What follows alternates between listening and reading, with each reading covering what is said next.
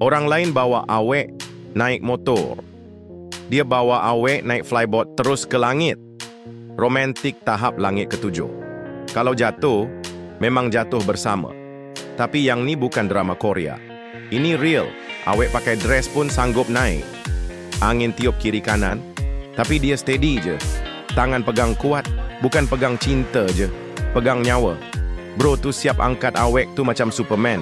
Laut kat bawah, langit kat atas. Tapi cinta, dia terapung kat tengah-tengah. Kalau aku, confirm dah jatuh sebelum naik. Awek pun kata, tak apa bang, kita naik boat je lah. Tapi yang ni, couple luar biasa. Bukan takut tinggi, tapi tinggi bersama. Tak kisah angin ke hujan ke, asalkan jatuh berdua.